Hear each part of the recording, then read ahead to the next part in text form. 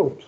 Uma boa noite aos que já entraram na live, aos que estão entrando na live, que eu sei que vocês vêm da outra aula, da aula da disciplina letiva, né? Então, eu quero cumprimentá-los. Espero que a semana esteja boa para todos, né? E nós vamos continuar a matéria trabalhando hoje com um dos temas que representa, por assim dizer, a ideia do direito internacional privado contemporâneo, né? Mas para que a gente possa falar um pouquinho sobre isso, eu queria me deter um pouco sobre alguns conceitos anteriores para saber se há alguma dúvida que tenha eventualmente ficado com vocês. No nosso primeiro encontro, nós distinguimos direito internacional público e direito internacional privado, salientando que o direito internacional público, como vocês já viram, estabelece um sistema de direito supranormativo com relação ao direito interno de cada um dos quase 200 estados que integram a sociedade internacional. O direito internacional público estabelece o regramento dos valores, princípios e normas jurídicas que regulam as relações entre os estados e os organismos internacionais, ao passo que o direito internacional privado diz respeito ao estudo da norma de solução técnico-jurídica para se fixar qual norma procedente de qual estado será aplicável quando houver um conflito aparente de normas no espaço, um conflito interespacial de normas, que é o nosso objeto de estudo nesse semestre. E também fizemos a distinção no nosso primeiro encontro dessas duas disciplinas, que são disciplinas da graduação dos cursos em Direito, com o direito comparado, que não é uma disciplina de curso de graduação, mas envolve um estudo mais apurado, mais detalhado, das formas de expressão do direito de dois ou mais sistemas.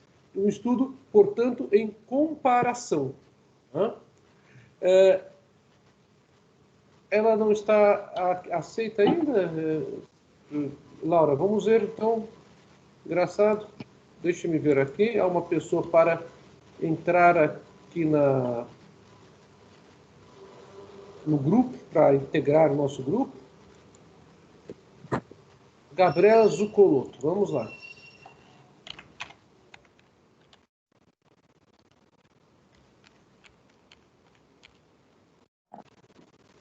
Apareceu o nome dela aqui completo.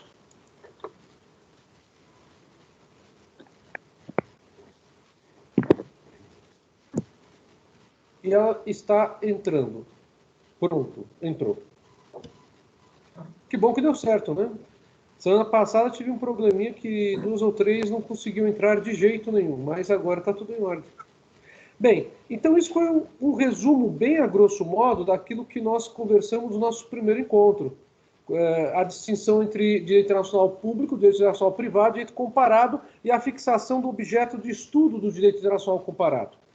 Na semana passada, nós tivemos o nosso segundo encontro, e nesse segundo encontro nós conversamos sobre a evolução do direito internacional privado e salientamos que a evolução estava muito ligada ao próprio avanço de cada império chamado, na antiguidade, de Império Universal, que obviamente não eram impérios universais coisíssima nenhuma, mas eram impérios que tinham uma grande dimensão territorial em comparação com outros povos. E aí eu mencionei rapidamente a evolução do Império Egípcio, Babilônico, Medo-Persa, Grego e Romano, lembrando que com o Império Romano houve a maior aquisição de terras da história que o Império teve. E o Império Romano da Antiguidade teve uma extensão que compreendia desde o sul das Ilhas Britânicas até o Rio Ganges, na divisa com a Índia. E por conta disso, havia uma série de situações que deviam ser organizadas em Roma. E justamente para que o romano pudesse trabalhar com elas, ele teve que fugir simplesmente da regra da conquista territorial para assentar as suas normas jurídicas. A regra do direito internacional está ligada, conforme nós vimos na semana passada, a essa ideia do território, a territorialidade. E o direito romano, justamente para quebrar essa ideia, porque não se dava mais para considerar cidadão romano apenas aquele que nascesse em Roma, mas também o direito romano tinha que prever várias situações de pessoas oriundas de Roma que iam trabalhar fora de Roma e estavam servindo ao Império Romano e tinham filhos, por exemplo. Então, o direito romano trabalhou com dois sistemas bastante curiosos. O primeiro, além do ius civi, que já trabalhava com as relações jurídicas romanas, públicas e privadas, o direito civil, portanto, comportava todos os ramos do direito, na ideia do direito romano antigo. Temos o surgimento de um conjunto de regras que organizava a relação com os estrangeiros, com o gentil, o ius gentium.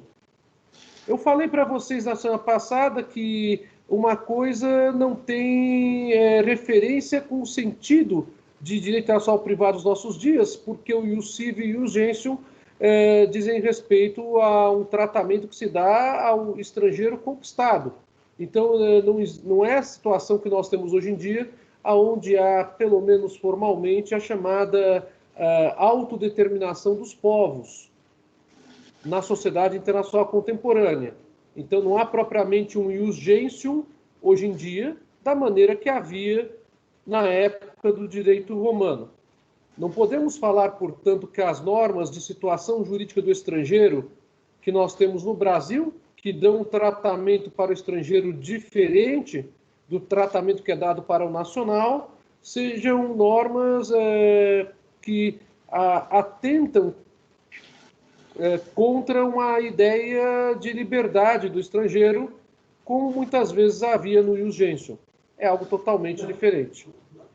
Além dessa divisão entre o ius civi e o ius gentium, eu também lembrei para vocês, e foi aí que paramos, salvo o melhor juízo, que essa extensão do território romano fez com que Roma passasse a considerar não apenas romanos aqueles que nasciam em seu território original, a cidade de Roma e os arredores de Roma, mas também os filhos de pessoas que tivessem nascido na cidade de Roma. E aí surge, ao lado do critério do ius soli para a fixação da nacionalidade, o critério do ius sanguinis. E aí eu lembrei para vocês que isso é que favorece a chamada binacionalidade, quando uma pessoa quer, em razão dos seus laços ancestrais, adquirir uma outra nacionalidade além daquela que tem quanto ao local do território em que nasceu. Bom, em resumo, foi isso que nós conversamos, num grosso resumo, nos nossos dois primeiros encontros. E eu, então, pergunto se vocês querem fazer alguma observação, algum questionamento, e aí vamos seguindo com a matéria. Esses critérios, principalmente do ius soli e do ius sanguinis, têm reflexos até os dias de hoje, quando se fala em nacionalidade em situação jurídica do estrangeiro. Palavra de vocês. Se quiserem fazer alguma pergunta.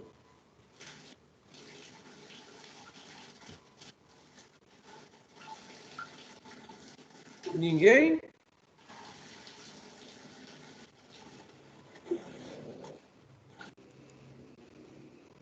Bom, eu só ativei o mudo aqui porque tem um chiado muito forte de alguém que estava com o microfone aberto.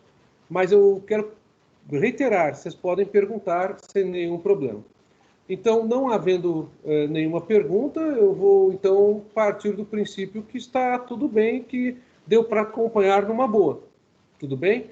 Mas, por favor, vocês me interrompam, façam alguma pergunta quando for o caso.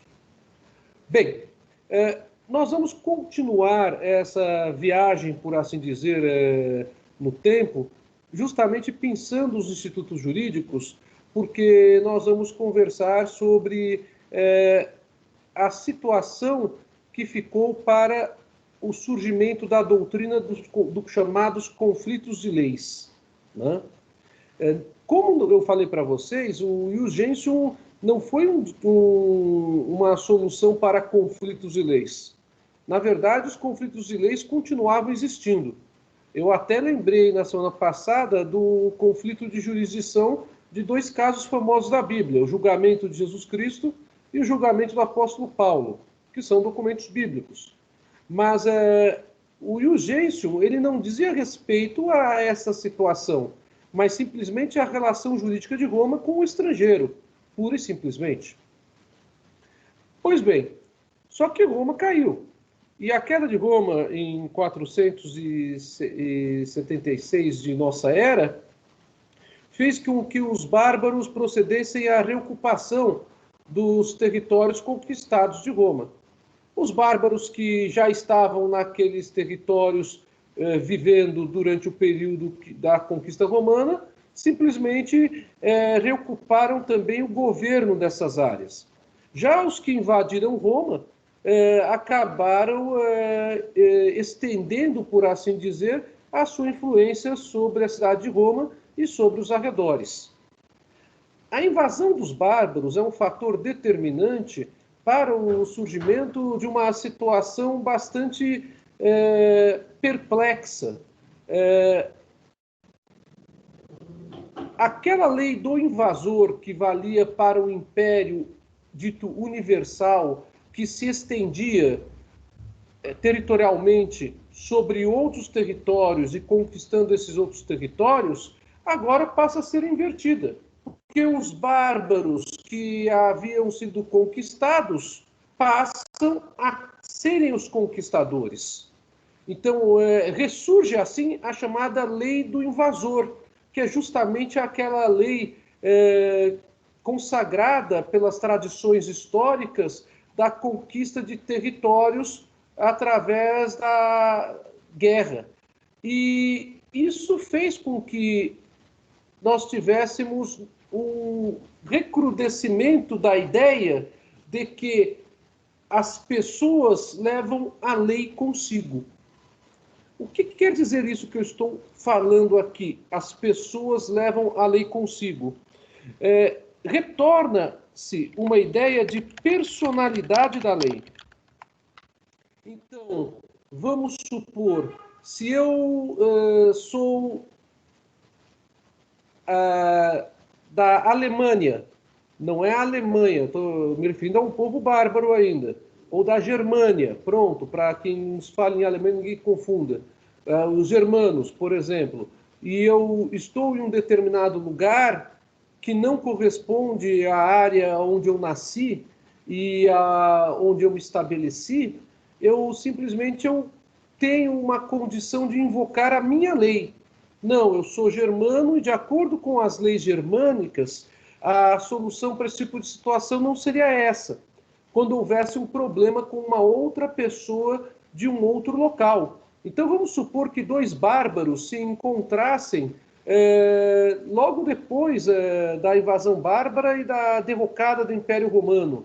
Nós poderíamos ter relações amistosas, inclusive relações negociais, que era alguma coisa bastante comum, mesmo naquela época, mas havia a ideia da personalidade da lei. Qual lei seria aplicável? Eu não tinha mais uma ideia de territorialidade em favor de um império universal.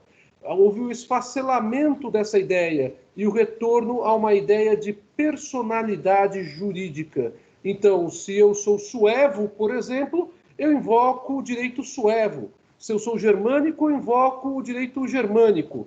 E o direito dos povos bárbaros, ele é um direito fundado, basicamente, nos costumes, na tradição oral. Os povos bárbaros, assim como a maioria dos romanos, era constituído de pessoas analfabetas. O analfabetismo ele era muito grande naquela época. Era algo realmente muito raro se encontrar com uma pessoa letrada que lesse e que, mais do que ler, soubesse interpretar o que estava escrito. Então, tudo era feito com base em um direito verbal, em um direito que era transmitido de geração para geração e que compunha as chamadas normas não escritas. Bem, essa situação, então, era muito perplexa. Como é que eu, como suevo, por exemplo, poderia acreditar naquilo que o germânio estava falando? Simplesmente pela palavra dele? A palavra tinha um valor muito mais forte naquela época do que tem hoje em dia. mas isso gerava uma certa confusão. Não havia como uma pessoa demonstrar para outra que o direito dela era do jeito que ela falava, ou que os costumes jurídicos daquela pessoa seriam diferentes da primeira pessoa. Então, essa grita, essa confusão, no entanto, ela não era algo extremamente proliferado em quantidade de litígios.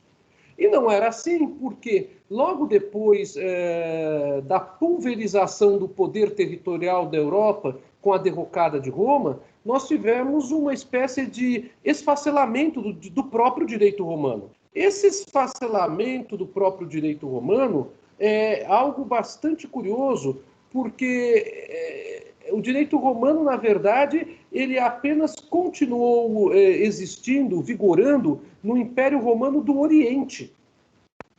E foi assim, de forma bastante forte, até 1453, quando há a queda de Constantinopla, e surge assim o período que corresponde à Idade Moderna.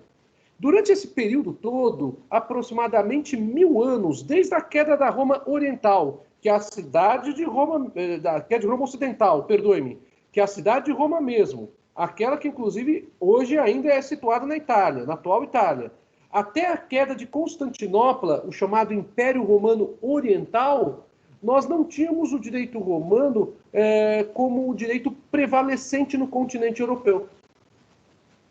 O que nós tínhamos era a miscigenação de uma série de sistemas jurídicos dos povos bárbaros, que haviam justamente causado a derrocada do Império Romano. Isso não impede a evolução das leis e dos sistemas jurídicos desde então. Surge a ideia de se proteger as pessoas contra o estrangeiro, porque havia um medo muito grande das pessoas que conviviam, que viviam nos mesmos lugares, com o estrangeiro que viesse para destruir.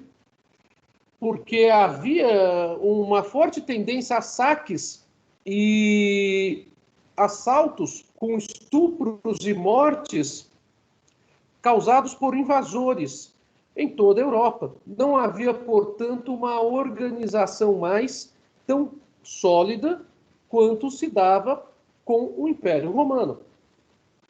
Por conta disso, começa-se a se estabelecer a proteção de núcleos sociais com um novo sistema econômico, que é o feudalismo. E o feudalismo ele acaba gerando uma perda muito grande de comunicação de uma pessoa com um estrangeiro. Raramente o estrangeiro era recepcionado pelos feudos e apenas o era com a permissão do senhor feudal.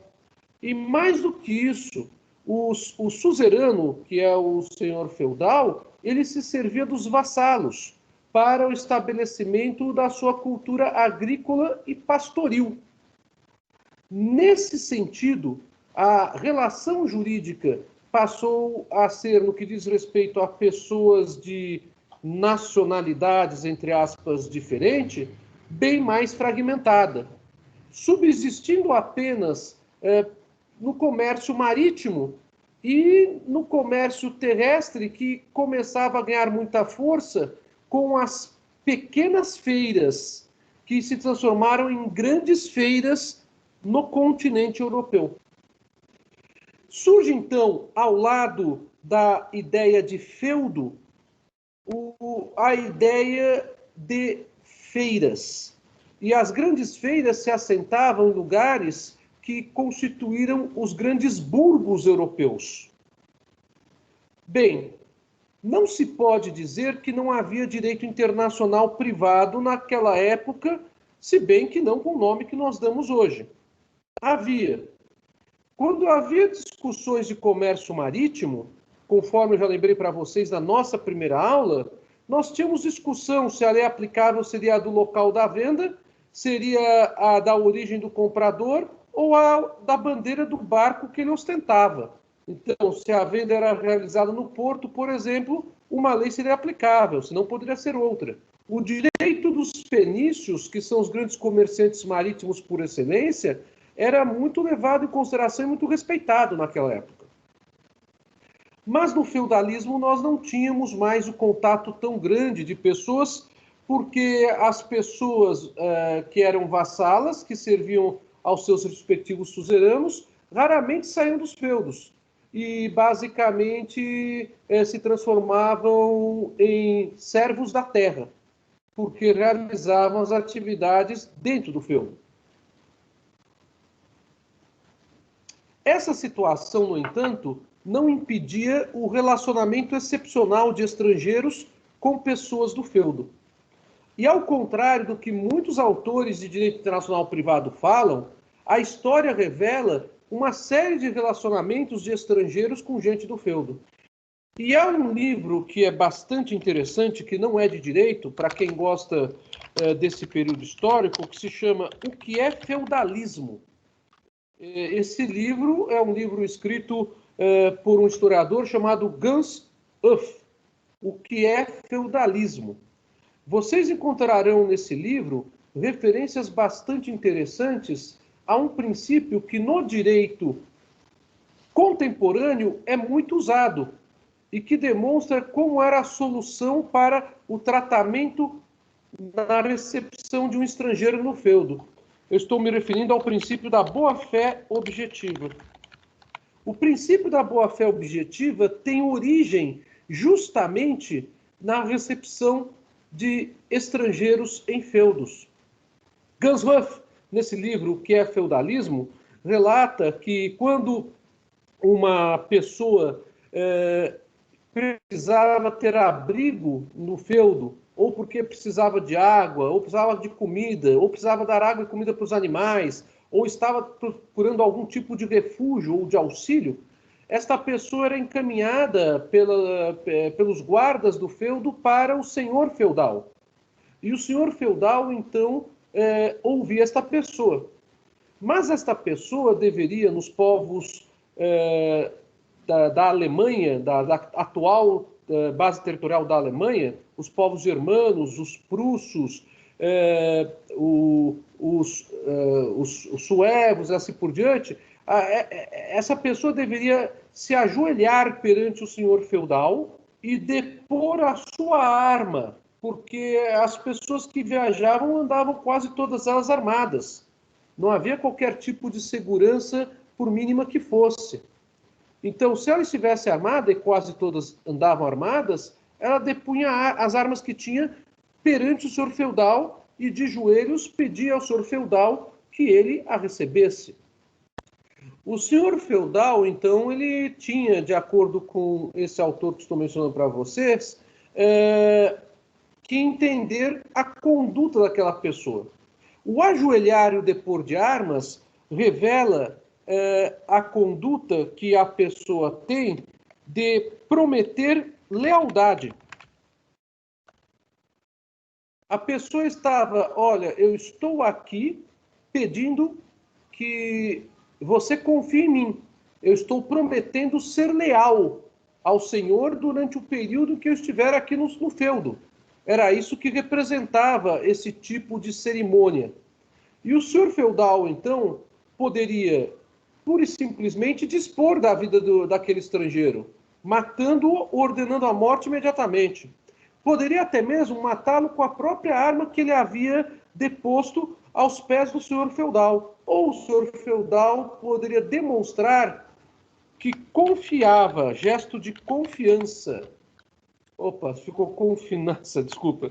Confiança no estrangeiro. E como é que ele demonstrava gestos de confiança? Autorizando que o estrangeiro se levantasse e o honrando. A lealdade por confiança é, na verdade, uma espécie de pacto feudal, como vocês podem perceber. É uma espécie de contrato de recepção de estrangeiro. Eu estou me referindo, para vocês terem uma ideia, ao ano 950, ano 1000 de nossa era. E surge assim aquilo que se dá o nome de boa-fé objetiva. É a lealdade por confiança. É essa boa-fé objetiva que o direito contemporâneo acaba absorvendo, desde o Código Civil alemão de 1900 até o nosso Código Civil de 2002 e o nosso Código de Defesa do Consumidor. Eu falo um pouco sobre isso no meu livro Confiança Contratual, da editora Atlas, onde eu faço esse resgate histórico, esse recorte do princípio da boa-fé objetiva. Eu posso até sortear o livro, se vocês quiserem, e entregar depois para vocês, se vocês estiverem interessados. Eu tenho exemplares da cota de autor até hoje comigo, porque a editora Atlas, como vocês sabem, ela faliu, né? E ela foi, antes de falir, perdoe-me, ela foi incorporada pela gente. Então, se vocês quiserem, depois eu sorteio esse livro entre alguns de vocês aí, tá? Bem, por que eu estou me referindo a essa ideia de tratamento com o estrangeiro? Porque é óbvio que o estrangeiro não sabia como era a lei do feudo. E é óbvio que o feudo também não sabia como era a lei do estrangeiro. Então, que lei eu vou aplicar para esse tipo de relação? A partir do instante em que eu tenho feudo, eu tenho de novo um processo de despersonalização. Voltamos à despersonalização. Então, enquanto que a derrubada de Roma gerou um revival da ideia de personalidade, do princípio da personalidade jurídica, aonde eu vou, a minha lei me acompanha, o feudalismo ele acabou justamente rompendo esse ideário, justamente para que a pessoa não invocasse uma lei que era desconhecida dos habitantes do feudo. Então, o feudo resgata o velho e bom princípio da territorialidade. O resgate do princípio da territorialidade não é uma exclusividade do feudalismo, mas é, sem sombra de dúvidas, um fator muito importante para discutirmos conflitos aparentes de lei no espaço. Bem, há um outro sistema que a gente precisa falar para a gente compreender direito nacional privado. Além do importante papel do feudalismo, que resgata essa ideia de territorialidade que vinha dos impérios universais e afasta de novo a ideia de personalidade jurídica num primeiro momento, nós temos o papel fundamental da Igreja. A Igreja Católica. A Igreja ela é responsável pelo resgate do chamado direito romano no Ocidente. Como eu falei para vocês há pouco, o direito romano ele continuou preservado em Roma Oriental, isto é, em Constantinopla, até o surgimento da Idade Moderna, com a queda de Constantinopla em 1453. Mas o direito romano no Ocidente ficou esfacelado pelo direito consuetudinário dos povos bárbaros. É certo que muitos dos povos bárbaros passaram a adotar algumas normas que Roma estabelecia quando ainda era império, em razão de costume. É a incorporação de fragmentos do direito romano como costume. Mas a gente não tem, sem sombra de dúvidas, com relação aos povos bárbaros, esse reerguimento do direito romano no Ocidente, no continente europeu. Esse reerguimento é feito por obra da Igreja. Muito embora Roma tivesse sido derrubada, a Igreja romana não foi derrubada e ela subsistiu. Curiosamente, ela subsistiu. Enquanto que em Constantinopla surge a raiz da Igreja Católica Ortodoxa, a raiz histórica dela, Roma já tinha, antes mesmo da sua queda, desenvolvido uma espécie de cristianismo primitivo, buscando a conjugação de esforços políticos de pagãos e de cristãos. Isso é bastante claro na própria atuação política do imperador Constantino em Roma, quando, no ano 321, ele acaba decretando um dia de descanso para pagãos e para cristãos. E esse dia de descanso havia sido decretado por ele justamente sob o argumento de que assim haveria condições de cada um buscar ao seu Deus ou aos seus deuses e também haveria como descansar o campo. Essa ideia do decreto de Constantino fez com que a Roma pagã, destroçada pelos bárbaros, não tivesse também como destroçada a Roma cristã. E a Igreja Católica começou a continuar o seu trabalho, porém de uma forma autônoma em relação à Roma pagã. E a Igreja Católica, ela tinha uma questão bastante peculiar. Qual é o território da Igreja Católica? Essa é uma pergunta que eu já faço para vocês de cara. Qual é o território da Igreja Católica? A Igreja Católica não tem território. O Estado do Vaticano, Senise. O Estado do Vaticano foi um presente do governo da Itália para a Igreja Católica e ele só foi realmente dado e construído o que é o Vaticano hoje, com as suas obras terminadas na década de 1920. Naquela época, a Igreja Católica não tinha território nenhum, não existia Estado de Vaticano, mas a Igreja Católica ela desenvolveu uma linha de construção do que ela seria, não apenas dentro do propósito religioso, mas também dentro do propósito político. E graças à Igreja Católica, houve um resgate da ciência jurídica, porque a Igreja Católica ela buscou ter um direito próprio, um conjunto de valores, princípios e normas que diria respeito à relação da Igreja e dos fiéis da Igreja. Surge, assim, o direito canônico. Para construir o direito canônico, a Igreja se valeu dos mais importantes homens cultos dela própria Igreja. E surge a ideia, então, de se buscar como referência o direito que havia sido o direito mais evoluído até então. E qual era esse direito? O direito romano. Então, graças aos trabalhos da Igreja, nós temos uma espécie de renascimento do direito romano no continente europeu. O direito romano subsistiu em Roma Oriental até 1453, mas o renascimento do direito romano na Europa em geral se dá, sem sombra de dúvidas, por força da Igreja.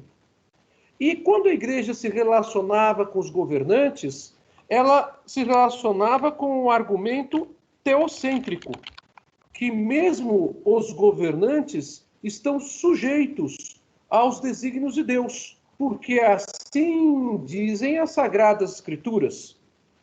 E o relacionamento da Igreja com relação aos governos políticos da Europa pós-Roma, da Europa dos povos bárbaros e da Europa feudal, é a da aproximação com os senhores feudais e com os governantes e também com os prefeitos das grandes cidades, dos burgos, aquelas que viriam a ser chamadas de cidades-estados. E essa aproximação gerava até uma circunstância bastante curiosa. Muito embora a Igreja ela não tivesse território, ela era reconhecida como uma entidade diferenciada por todos os governantes que acabavam se sujeitando à fé católica, ao cristianismo católico. E então, os prédios que a Igreja ocupasse para a realização de missas, ou as áreas que a Igreja obtivesse a título precário ou a título definitivo, de governantes ou de pessoas particulares a título de doações, ou mesmo por testamento, a Igreja pura e simplesmente utilizava aquelas áreas como áreas neutras. Então, se uma pessoa estivesse precisando de refúgio, ela iria até a Igreja. E a igreja não poderia ser invadida. E essa pessoa ficava ali protegida. Certamente vocês já viram isso bastante em filmes, né?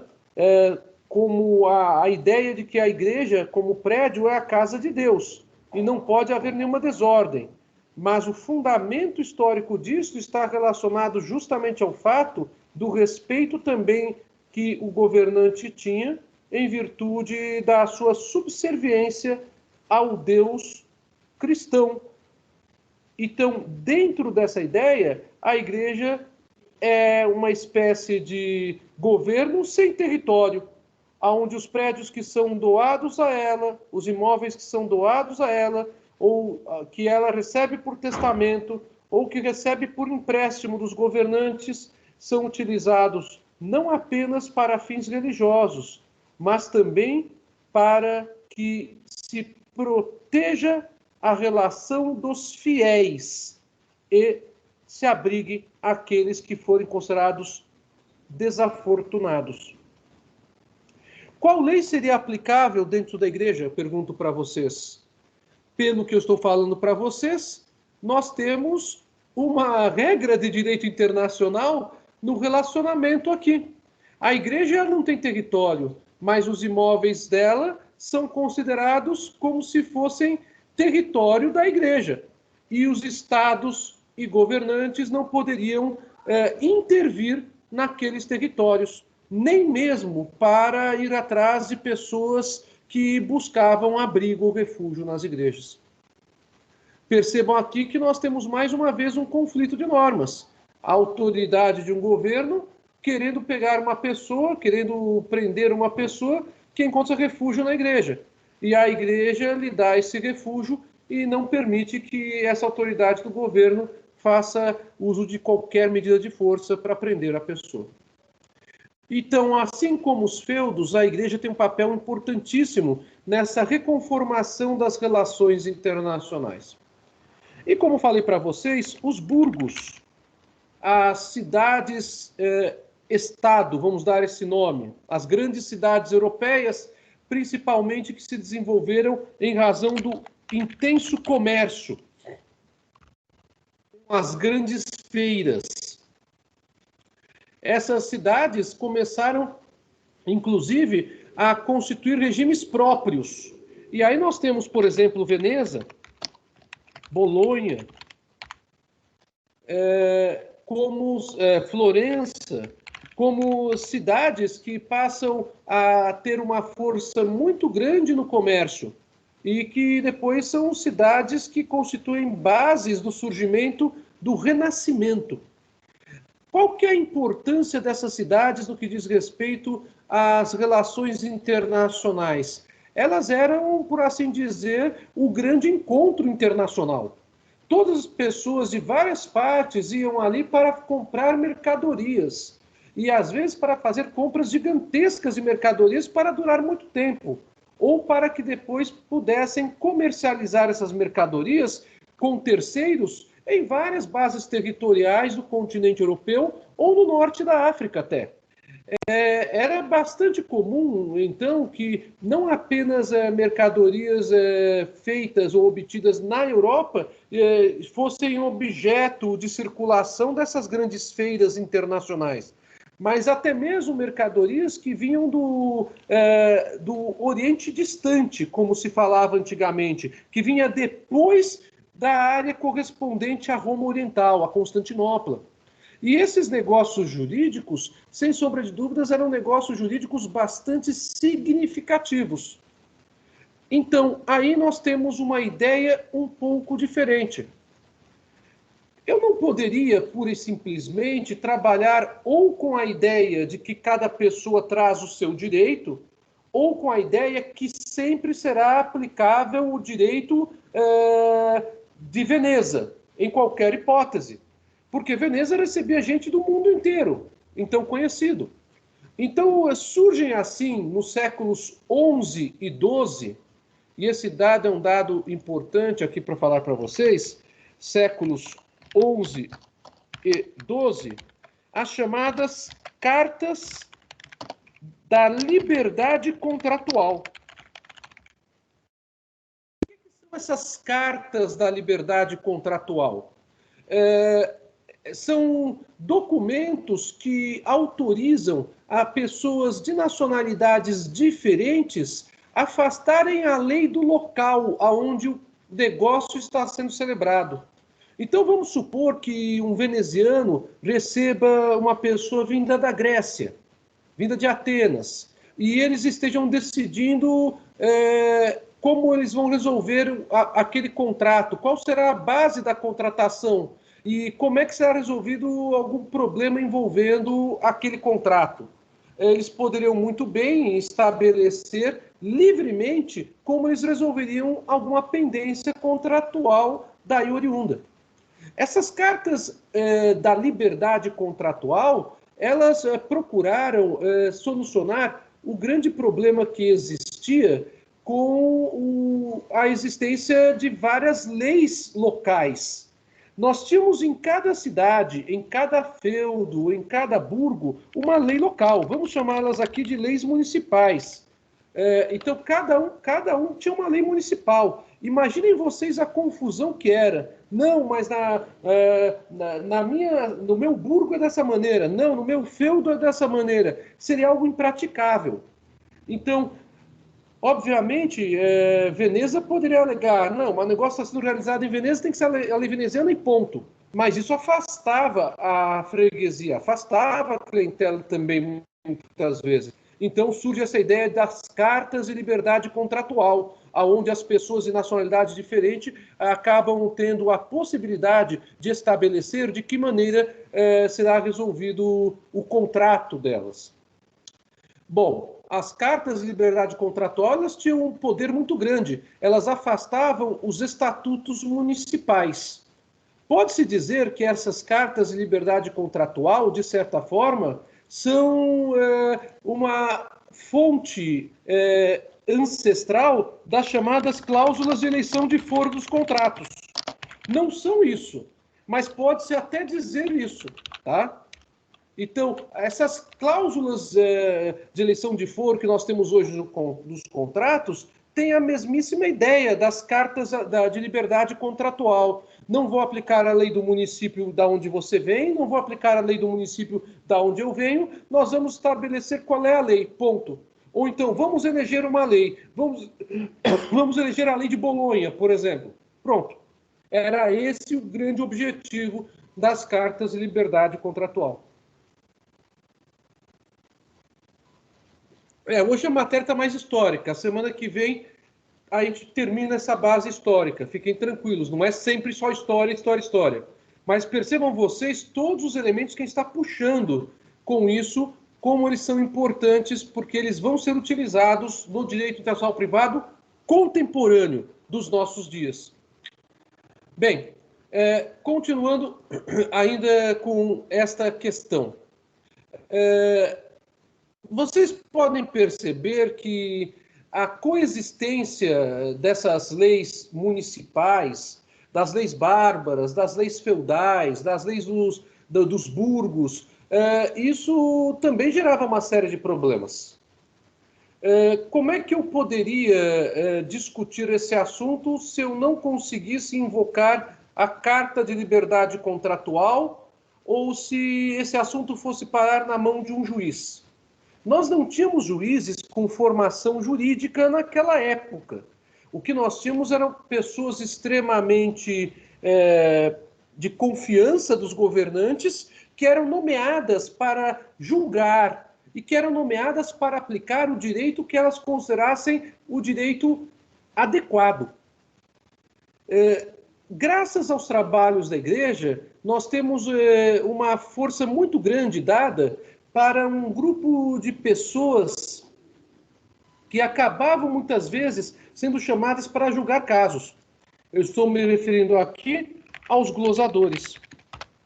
Os glosadores, eles têm um trabalho fundamental não apenas na reconstrução do direito romano no Ocidente, não apenas na construção do direito canônico, segundo os princípios que a Igreja Católica considera inspirados na Bíblia, afastando-se aquilo que seria meramente pagão, na visão da Igreja. Mas os glosadores têm um papel proeminente também de servir aos governos locais e servir, quando fossem designados, para julgar causas, para julgar casos. E o que faziam os glosadores? Eles tinham uma maior cultura do que os povos de maneira geral, porque, em primeiro lugar, eles liam. Lembrem-se, a maioria das pessoas não lia, era analfabeta. Em segundo lugar, eles tinham uma base e uma formação de filosofia, uma base e uma formação de artes, e uma base e uma formação de direito bastante grande para aquela época, apesar de eles não serem, na verdade, juízes no sentido jurídico que nós temos hoje. Eram homens de confiança chamados para julgar as causas. E esses glosadores, eles faziam anotações à margem dos fragmentos do Corpus Juris Civilis, que foi um dos principais documentos jurídicos gerados pelo Império Romano, e também das Institutas de Gaio, mas principalmente do Corpus Juris Civilis. E um desses glosadores é considerado por muitos autores como o pai distante do direito internacional privado. Eu me refiro a Aldricus. Tá aqui o nome da pessoa que teria sido a pessoa responsável pelo direito internacional privado, inicialmente para muitos. Há muitos que defendem essa ideia, porque Aldricus ele foi um desses glosadores que se deparou com questões envolvendo pessoas de nacionalidades diferentes. E a questão que ele deveria julgar era a de definir qual direito deveria ser aplicável naquela relação envolvendo pessoas de natureza, perdoe-me, de nacionalidade diferente. Aldricus, no século XII, ele afirma uma primeira regra de direito internacional privado que acabou sendo reconhecida e aplicada abundantemente nos casos daquela época. A regra é a seguinte: o juiz deve seguir o costume que lhe parecer o mais preferível, o mais útil e aquele que é visto como sendo o melhor para o caso sob análise. Você vai virar para mim e falar, bom, Senise, mas o que é isso? O juiz deve seguir o costume que é o mais preferível, aquele que ele deve considerar o preferível, mais adequado, mais útil. Sim, Aldricus não tinha um critério científico como nós temos hoje, mas ele criou uma ideia bastante interessante. Ele estabeleceu o critério da utilidade. Então, o juiz deveria identificar qual direito deveria ser aplicável na relação das pessoas de nacionalidade diferente pelo critério da utilidade. Qual direito deve ser aplicável? Aquele que for o mais útil para solucionar aquele caso concreto. É esta a ideia do Aldricus. Não é uma ideia, então, relacionada ao território, não é uma ideia relacionada à pessoa e não é uma ideia relacionada à liberdade contratual. Vejam só que curiosa a solução que o Aldricus trouxe. Só que essa solução que o Aldricus trouxe, ela passou a ser aplicada na grande maioria dos casos envolvendo o comércio de pessoas de nacionalidades diferentes. Até que os próprios glosadores, através do próprio Aldricus, evoluem e cria-se assim a grande regra de direito contratual internacional que vale ainda nos nossos dias. A regra é: a lei aplicável quando há contrato firmado entre pessoas de nacionalidades diferentes é a lex loci contractus, ou, se vocês preferirem, a lei do local do contrato. Esta regra, que passa a ser então utilizada, ela supera o critério da utilidade do Aldricus. E ela passa a ser utilizada como uma regra geral de toda contratação. Essa ideia buscava fazer com que não se discutisse a nacionalidade das pessoas e também não se discutisse se o direito aplicável seria o direito do veneziano ou seria o direito do ateniense, por exemplo, que foi aquele exemplo que eu dei minutos atrás, mas sim a lei do local do contrato. Então, o contrato é celebrado em um determinado lugar, é esta lei que é aplicável e ponto. Mas mesmo esta regra de direito internacional, que até hoje existe em nossos dias, tinha algumas exceções àquela época. E também tem exceções nos nossos dias. Mas em matéria de contratos, o que temos como grande regra geral, a lei que regula um contrato é a lei do local em que o contrato foi celebrado. Fora essa situação da lei local do contrato, o contato que o estrangeiro normalmente tinha com o nacional, quando não fosse um contato para a constituição de família, era fundamentalmente um contato, infelizmente, relacionado à prática de delitos. Conforme eu falei há pouco, a desorganização que foi gerada pela multiplicidade de comunidades europeias com organizações próprias e sem um bom relacionamento entre cada uma delas, acrescida ao fato da insegurança do trânsito terrestre pela ausência de uma segurança pública, por assim dizer, fez com que uma série de atos ilícitos fossem perpetrados. Claro, nós também temos atos ilícitos hoje, mas já então, naquela época, consigna-se uma outra ideia, que é a ideia que diz respeito ao ato ilícito. A lex loci illiciti. Ou seja, qual é a lei que será aplicável quando uma pessoa cometer ato ilícito? Pouco importa se esse ato ilícito seria um crime ou se seria apenas um delito civil. É a lei do local do ilícito. A lex loci illiciti é ainda hoje aplicável no direito internacional. E é por isso que vocês, ao estudarem direito penal, vocês tiveram essa base de que o que vale é a lei do local em que o crime foi consumado. Vocês estudaram isso em direito penal. Há exceções ligadas à extraterritorialidade e à ultraterritorialidade da lei penal, que variam de país para país. E vocês viram em direito penal algumas dessas exceções, quando vocês estudaram a parte geral do Código Penal. Bom, então nós chegamos até aqui já cientes da seguinte situação. Em primeiro lugar, a ideia de territorialidade, ela continuou existindo, porém foi modificada com o surgimento do feudalismo. Em segundo lugar, os dois critérios utilizados para relações entre nacionalidades diferentes acabaram sendo, com relação a atos ilícitos, a lex loci illiciti. Com relação aos contratos, a lex loci contractus. Isso quer dizer, a regra é, havendo pessoas de nacionalidades diferentes que se envolvam com relação à perpetração de algum ato ilícito, onde uma pessoa seja autora e a outra seja a vítima, a lei que será aplicável para definir aquela situação será a lei do local, onde o ato ilícito foi consumado.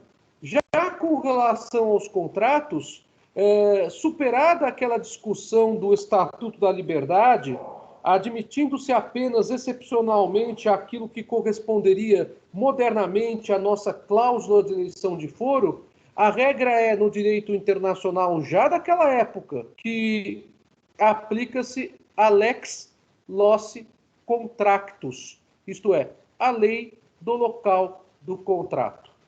Dessa maneira, nós temos então já definidos alguns critérios de direito internacional privado contemporâneo. Primeiro, o princípio da territorialidade. Segundo, a extraterritorialidade como exceção. Vocês perceberam? Ela continua sendo apenas exceção. Terceiro critério, o critério que distingue o ius soli e o sanguinis, que voltaremos a falar dele posteriormente.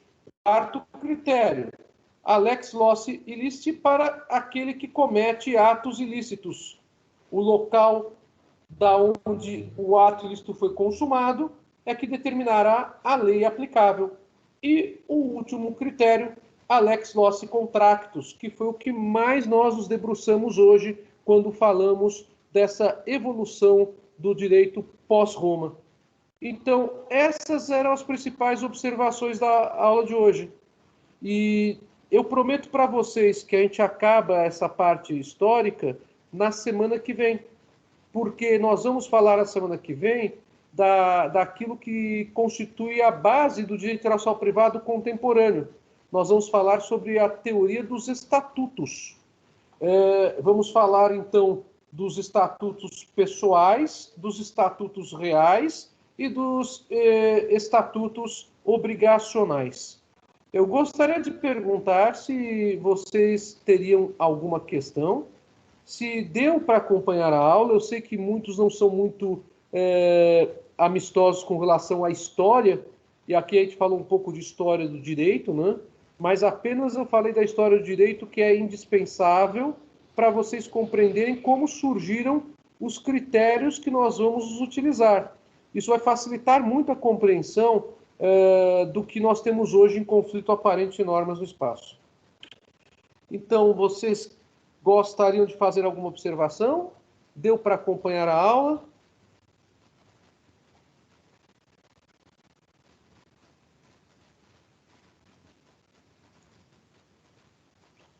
O silêncio tumular indica que alguém está acordado. Ah, Bianca, obrigado. Ufa, alguém está acordado. A Bianca, deu sim, professor. Sem nenhuma dúvida, professor. Então, tá bom. Quem cala consente, professor. Mas quem cala consente, olha, aqui no online é meio complicado, porque eu não vejo a carinha de vocês, se bem que alguns estão com foto, pelo menos, né? Então eu só vejo o nome, então às vezes é um pouquinho complicado. Mas então tá bom, gente. Olha, prometo que a semana que vem é a última aula que a gente vai falar um pouquinho mais de história do direito. É que eu estou falando para vocês dos elementos que a gente tem hoje de direito internacional privado, tá bom? Então, olha, gratidão, um bom descanso a todos e fui. Até a próxima. Tchau, tchau. Boa noite, professor. Obrigada. Boa noite, professor. Obrigada. Tchau, professor. Obrigada.